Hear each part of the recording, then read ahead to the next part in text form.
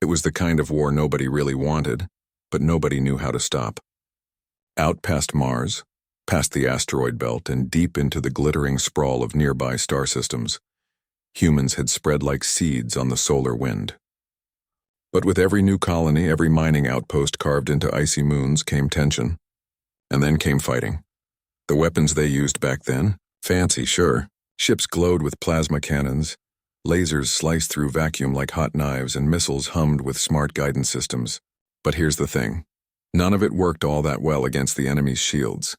The Cathari hegemony, a powerful alien alliance with sleek, organic-looking warships, had perfected energy barriers that soaked up heat and radiation like a sponge. Lasers fizzled out, plasma bursts splashed and vanished. Even nukes just made pretty light shows in the dark. So battles dragged on for weeks. Fleets circled each other like tired boxers waiting for someone to make a mistake. Fuel ran low. Morale sank. And back on Earth, or Luna, or Titan, people watched the news feeds with growing dread, wondering if this slow bleed would ever end. On a quiet research station clinging to the edge of Tycho crater on the moon, one scientist kept staring at the same combat footage over and over. She wasn't a soldier. She didn't wear a uniform. She just couldn't shake the feeling that everyone was solving the wrong problem. While generals argued about bigger lasers or faster missiles, she noticed something odd. In one clip from the Battle of Epsilon Indi, a chunk of debris, a broken antenna maybe, had torn clean through a Cathari scout ship after a nearby explosion. The ship's shields hadn't stopped it. Why? Because it wasn't energy. It was just metal, moving really, really fast. That got her thinking. Back in the early 2000s, long before anyone dreamed of star travel, Earth navies had tested electromagnetic railguns, weapons that used magnetic fields to fire solid slugs at insane speeds. No explosives, no fancy warheads, just raw kinetic force. The projects had been shelved, too power-hungry, too hard on the barrels, but the physics never stopped being true. She ran the numbers. If you could fire a dense metal projectile at even a fraction of light speed, the energy on impact would dwarf a nuclear blast. And shields? They were built to stop heat and radiation, not a mountain of tungsten hitting like a comet. She wrote up a proposal, called it Project Iron Lance, sent it up the chain. The response was polite but clear. Interesting idea, but we're investing in next-gen plasma lances and quantum disruptors. Railguns are outdated. She almost gave up. But then late one night, a secure message pinged her terminal. It was from a small, almost forgotten branch of the Defense Department, the Strategic Innovation Directorate. They'd read her report. They liked the low-tech, high-impact angle. And more importantly, they had a budget line nobody was watching. It wasn't much, just enough to retrofit an old frigate nobody wanted, the Yun's Resolute, mothballed after a reactor glitch. But it was a start. She gathered a team, engineers who hadn't slept in days, a retired naval gunnery officer who still believed in hitting hard and hitting first, and a handful of grad students who thought this was either genius or madness. Probably both. The first year was pure frustration. The rails kept warping under the magnetic stress. Capacitors blew like popcorn. One test shot melted the entire barrel into slag. Another sent a slug tumbling off course and nearly took out a supply shuttle. People whispered that she was wasting time, chasing a dead-end idea while the real war raged light years away. But she kept going. Because every failure taught them something. They switched to cryo-cooled superconducting coils, reinforced the barrel with layered graphene ceramic composites, learned to pulse the magnetic field in microsecond bursts instead of one big shove, and then, on a cold lunar morning, if you could call it morning in a place with no sunrise, they fired the gun for the first time in open space. The slug, a cylinder of tungsten the size of a small tree, shot out at 9,000 kilometers per second. It crossed the test range in less than a blink. Sensors showed it punching through a derelict freighter, then a Cathari drone that had been loitering near the edge of the range, probably spying, honestly. The drone didn't explode. It just vanished. One moment it was there, the next a cloud of vaporized alloy. Silence filled the control room. Then someone whispered, "Holy stars."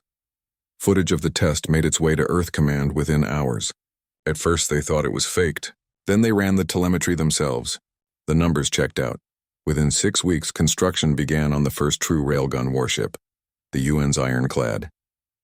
Not sleek, not shiny, just brutal, honest metal with two massive barrels running along its spine like the spines of some ancient predator. When the ironclad Izu and its sister ships arrived at the Proxima Rift, a narrow corridor the Cathari used to move troops, the enemy didn't even see it coming. Their scouts reported unidentified vessels, no energy signatures, no plasma glow, no laser charging hum, just silence. Then the sky lit up with streaks of white-hot metal. 3 Cathari carriers vanished in under 10 seconds. Their shields flared once, then collapsed like wet paper. The rest of the fleet scattered in panic. For the first time in years, the UTC held the field without losing a single ship. News of the victory spread faster than light. Not just among humans, but across alien networks too. Suddenly, every major power in the Orion Arm was asking the same question. How did they win with something so simple? Back on Tycho Prime, the scientist watched the victory broadcast with tired eyes. She wasn't celebrating. She knew this was just the beginning. The Cathari wouldn't stay down. They were smart, adaptive. And now, they'd seen what a lump of metal could do when you threw it fast enough. She poured herself a cup of bitter lunar coffee and opened a new file on her terminal. Title: Countermeasures and Next-Gen Threats. Because in war, every answer creates a new question. And the galaxy? It never sleeps. But for the first time in a long time, humanity had a real edge. Not because they'd invented something new, but because they'd remembered something old. Something true. Something that didn't need to glow or hum or whisper promises of the future. Sometimes all you needed was a really, really fast rock. After the shock of Proxima Rift, everything changed, fast. What had started as a quiet experiment on a dusty moon turned into the backbone of humanity's entire defense strategy. The railgun wasn't just a weapon anymore. It was a symbol, a statement. You didn't need magic beams or unstable antimatter when you could hurl a chunk of tungsten so hard it turned armor into mist. Shipyards, that once built sleek cruisers with glowing weapon ports now, echoed with the clang of heavy steel and the hiss of welding torches. Factories on Mars and Ceres retooled overnight. Engineers who'd spent years fine-tuning laser arrays now pored over magnetic coil schematics like they were sacred texts. Even old retired naval officers, folks who remembered when space combat meant dodging micrometeorites, were pulled back in to advise on targeting and recoil management. The first full squadron of Ironclad-class ships rolled out just 8 months after the Proxima victory. They looked nothing like the graceful warships of old. No smooth curves, no shimmering hulls. These were brutal, boxy, and built like freight trains with attitude. Each carried twin railgun barrels longer than city blocks, fed by capacitor banks that could drain a small moon's power grid in seconds. And they didn't fire often, maybe once every few minutes, but when they did, the result was absolute. The Cathari didn't understand it at first. Their intelligence reports kept calling the railgun primitive. They assumed it was some kind of trick, maybe cloaked energy weapons disguised as kinetic launchers. But after 3 more battles ended the same way, Cathari fleets shredded before they could even raise shields, they stopped doubting. Panic set in. Their own warships, designed over centuries to deflect heat and radiation, had never been tested against pure momentum. Their shields bent light and absorbed plasma, but they couldn't stop something that didn't play by the rules of energy-based warfare. A railgun slug didn't care about frequency harmonics or shield phase alignment. It just hit, hard. Back on Tycho Prime, the team that had built the first prototype barely slept. They were swamped with requests: how to scale the system, how to reduce barrel wear, could they mount smaller versions on fighters? One engineer joked that they'd gone from lab rats to generals' best friends in the time it took to fire one shot. But with success came pressure. High command wanted more, faster deployment, longer range, bigger slugs, and every demand pushed the tech closer to its limits. During a live fire drill near Jupiter, one of the new railgun cruisers suffered a catastrophic coil failure. The magnetic pulse arced through the ship's spine, frying half the systems and nearly killing the crew. It was a sobering reminder. This wasn't magic. It was physics, brutal, unforgiving physics. Still, the winds kept coming. At the Helix Nebula skirmish, 3 ironclads held off an entire Cathari task force for 6 hours, buying time for civilian evacuations. At the Cygnus Gate, a A single well-placed shot disabled a Cathari command hub by punching through 3 layers of reinforced hull and vaporizing the central reactor. No explosions, no dramatic fireballs, just silence, and then darkness.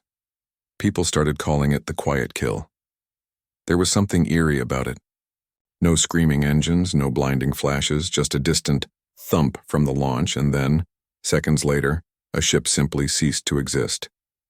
It made war feel colder, more final, but not everyone celebrated. Some scientists warned that relying too much on railguns made humanity predictable. They'll adapt, one astrophysicist said during a closed-door briefing. And when they do, we'll be left with giant cannons and no backup plan. Those words haunted the team on Tycho, because deep down, they knew it was true. The Cathari weren't fools. They'd ruled half the Orion Arm for centuries. They'd survived supernovas, civil wars, and alien plagues. They wouldn't stay on the back foot forever, and they didn't. It started with rumors, whispers from deep space scouts about strange energy spikes near Cathari-controlled systems. Then came the reports. Entire squads of Cathari soldiers appearing inside human outposts. No ships, no drop pods, just there. One mining station on EOS 7 was overrun in minutes.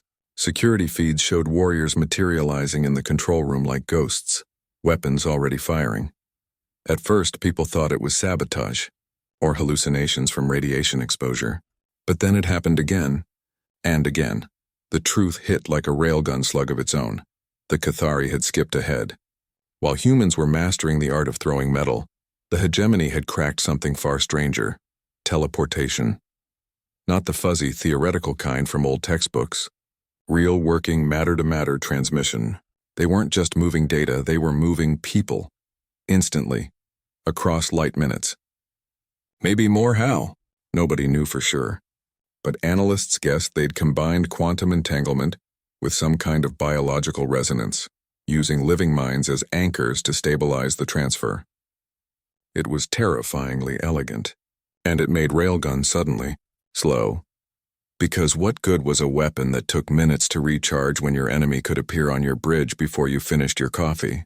The first real test came during a routine patrol near the Sirius Belt. A human frigate, newly retrofitted with point defense railguns, suddenly went dark. No distress call, no explosion, just silence. When a rescue team boarded, they found the crew gone. The bridge was intact, coffee cups still warm, but the main computer core? Ripped out. And scorch marks on the floor matched Cathari energy weapons. Worse, they found a data chip left behind. Not hidden, almost like a message. On it was a single file, schematics of the original Tycho railgun prototype. The Cathari hadn't just teleported in. They'd stolen the very blueprint that started it all. Back on the moon, the mood turned grim.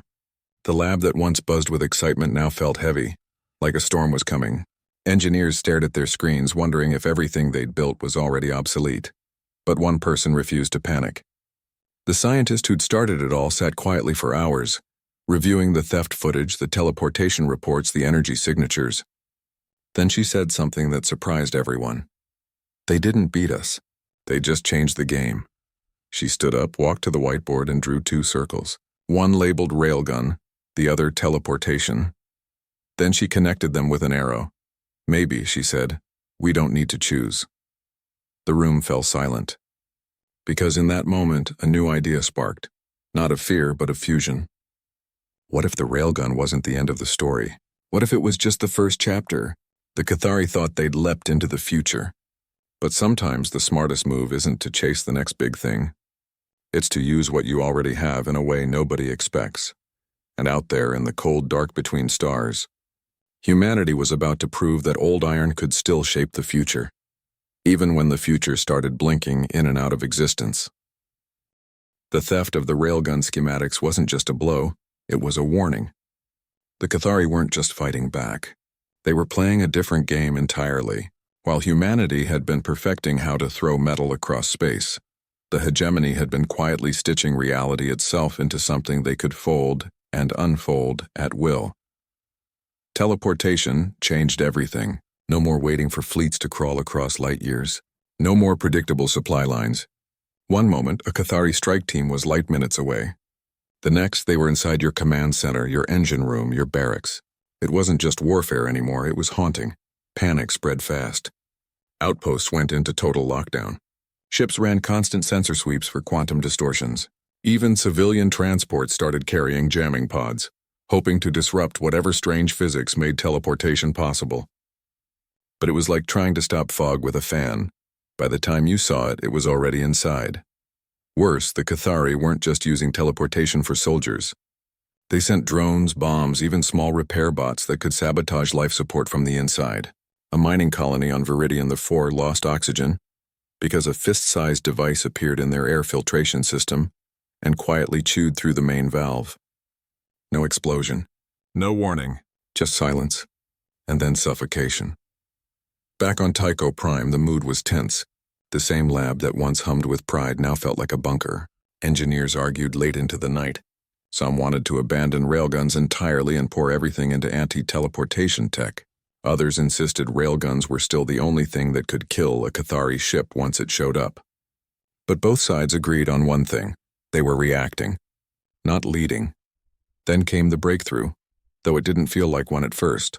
A captured Cathari scout drone, recovered after a skirmish near Alpha Centauri, held something strange in its core. Organic circuitry woven with crystalline filaments. Analysis showed it wasn't just machine, it was part machine, part biology. And embedded in its neural mesh were faint echoes of human brainwave patterns. That's when it clicked. The Cathari weren't teleporting blindly. They needed a lock, a biological signature to anchor the transfer. And where had they gotten human neural data? From prisoners, from interrogations, from minds they'd studied, scanned, maybe even used. It was chilling, but also useful. If teleportation relied on living patterns, if it needed a kind of resonance to work, then maybe it could be disrupted. Not by brute force, but by noise, by chaos. The scientist who'd started the Railgun project gathered a small team. No generals, no politicians, just engineers, a neurophysicist, and a former comms officer who'd once worked on deep space signal encryption. They worked in a sealed wing of the station, far from prying eyes. Their idea was wild. What if they could turn the railgun slug into more than just a hammer?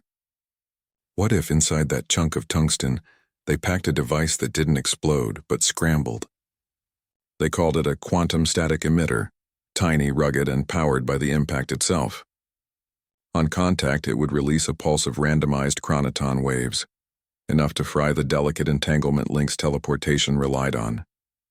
One shot wouldn't just destroy a ship.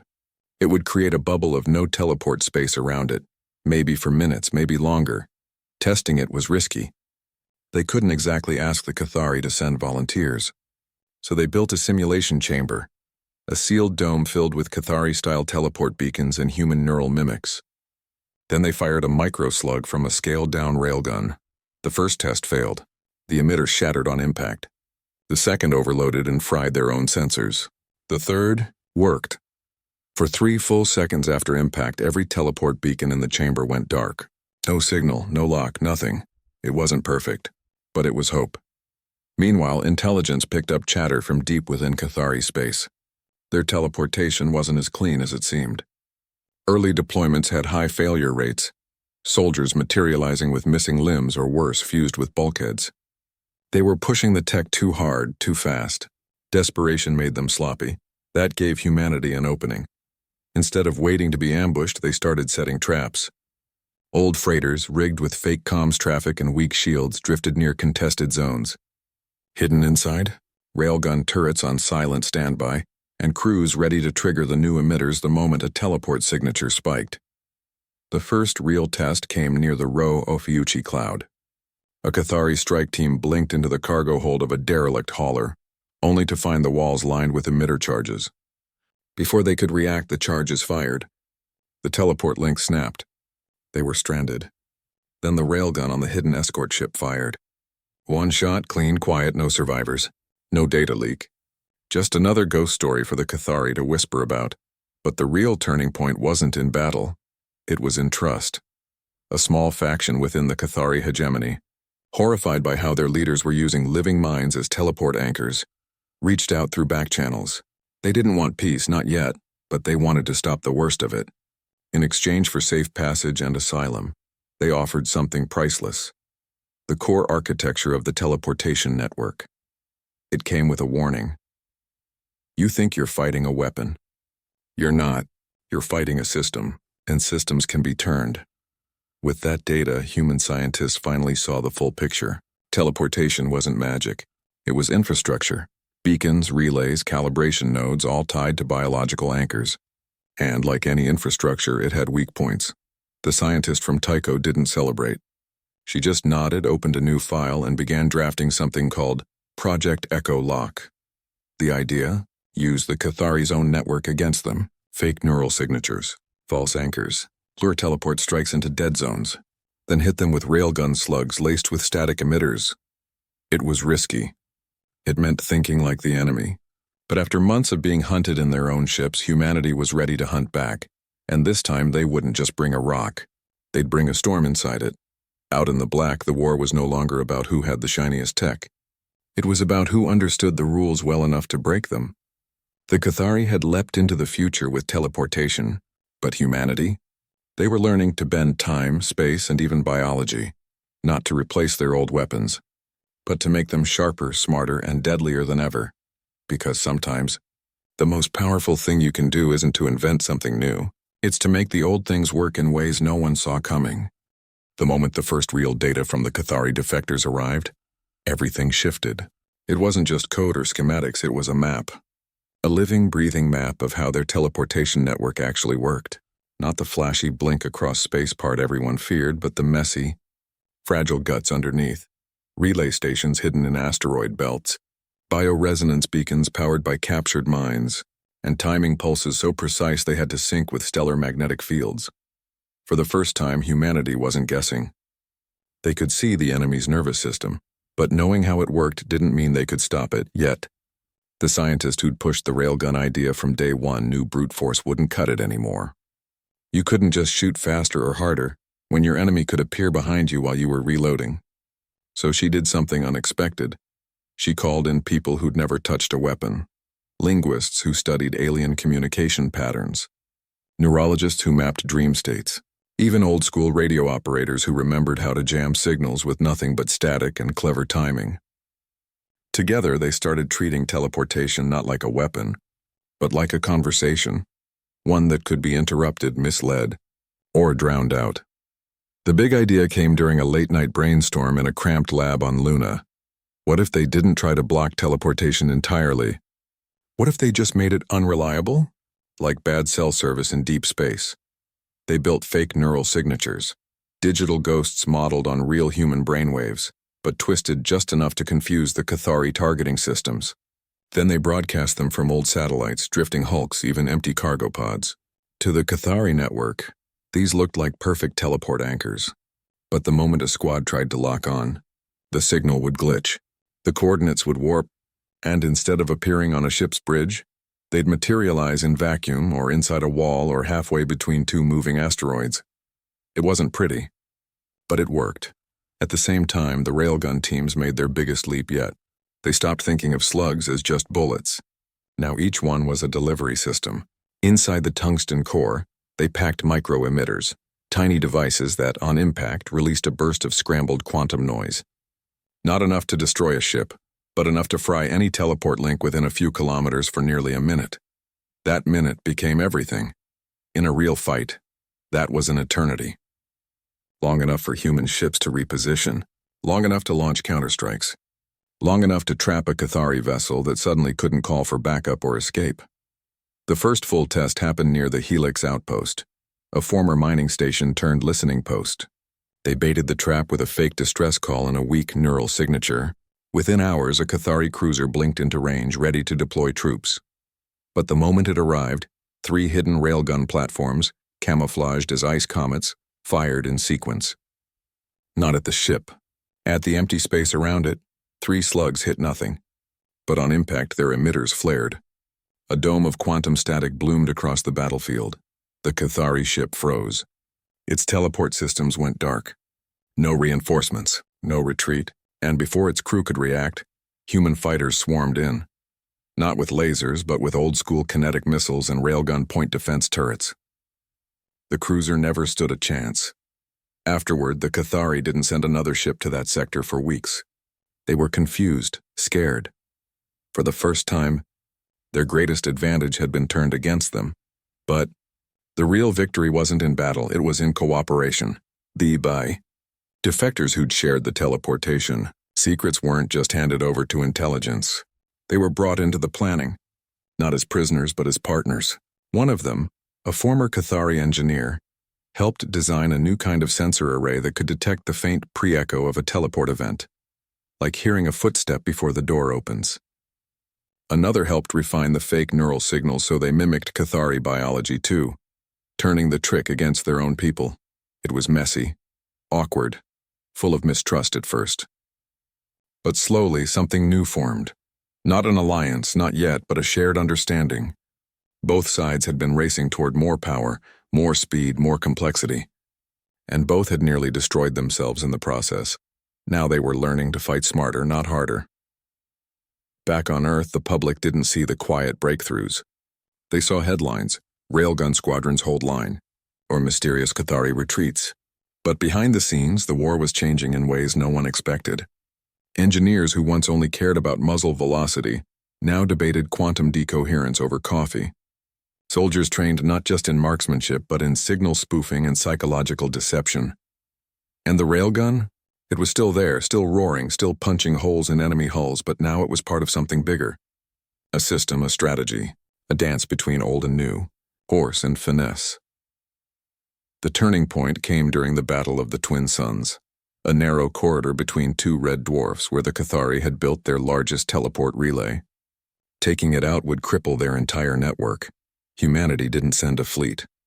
They sent a single, heavily modified railgun cruiser, loaded not with warheads, but with dozens of emitter slugs and a broadcast array humming with fake Cathari command codes.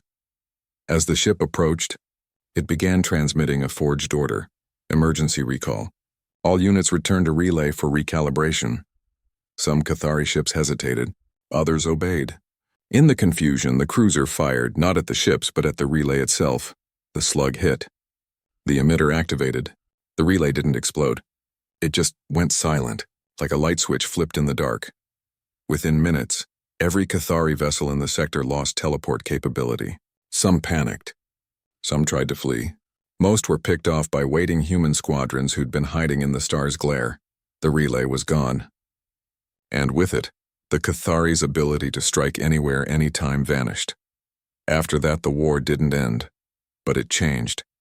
The hegemony stopped launching surprise attacks. They started asking for talks, not because they'd been crushed, but because they'd been outthought. And at the heart of it all was a simple truth. The future wasn't about choosing between old and new. It was about weaving them together until they became something neither side could have imagined alone. Out in the quiet dark, a railgun barrel cooled after its latest shot. Nearby, a sensor pinged, another fake signal drifting through the void. And somewhere, a former enemy sat beside a human engineer, sketching a new design on a shared screen. The galaxy was still dangerous. But for the first time in years, it felt like there might be a way through. Not with more fire, but with more understanding. The war didn't end with a bang. It ended with a handshake and a long, quiet sigh of relief that echoed across 100 worlds. After the fall of the Twin Suns relay, the Cathari hegemony stopped fighting. Not because they were broken, but because they finally understood. This wasn't a war they could win by leaping ahead.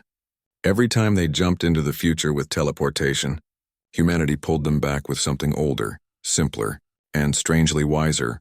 Like a railgun slug reminding them that physics doesn't care how fancy your tech is.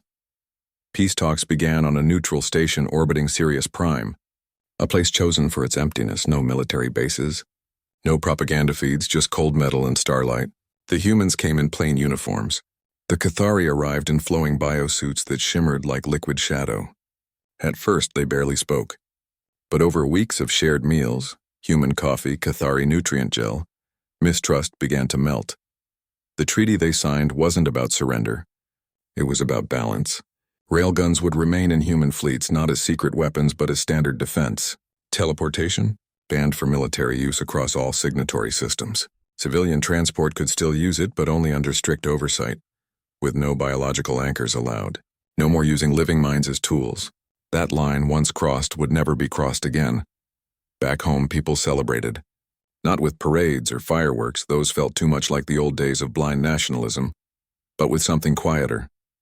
Families reunited. Miners returned to asteroids. Students went back to studying stars instead of survival tactics.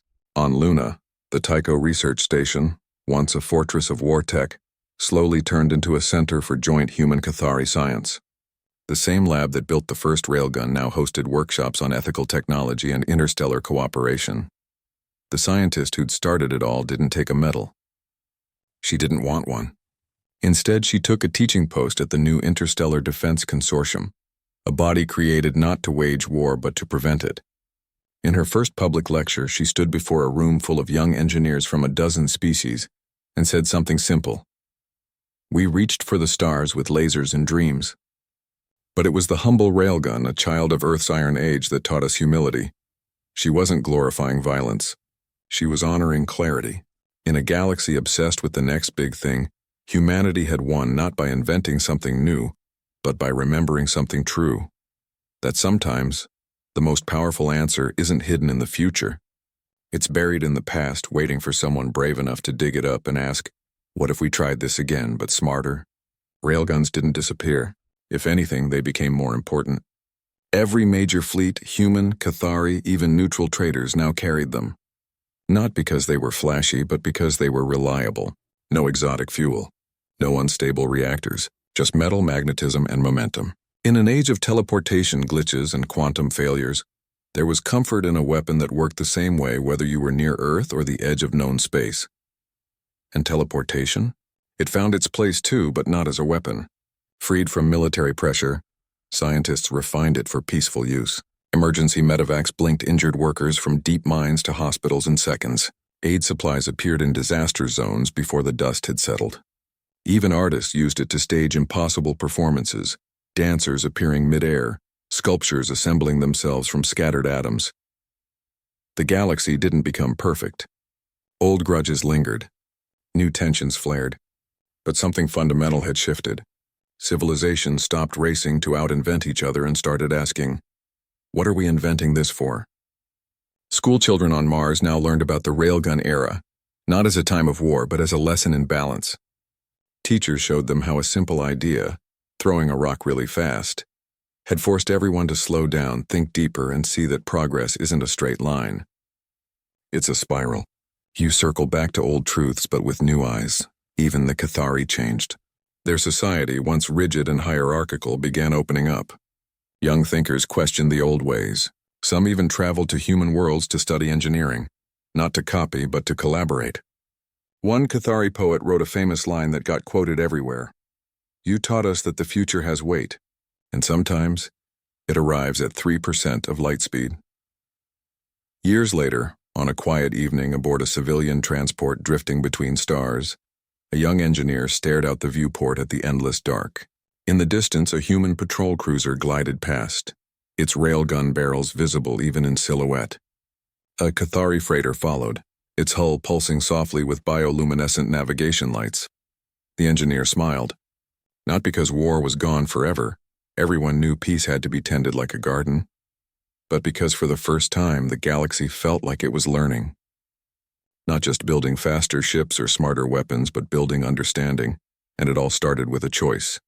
To fire a railgun first, and ask questions later, but then to listen, to adapt, to realize that the real victory wasn't destroying the enemy, it was making enemies unnecessary. Out there among the stars, the quiet hum of a railgun capacitor charging was no longer a sound of fear. It was a reminder, a promise, that even in the vast, cold unknown humanity, and now its neighbors, could choose to be both strong and wise. Because the future isn't won by the shiniest tool. It's shaped by the hands that know when to use it, and when to put it down,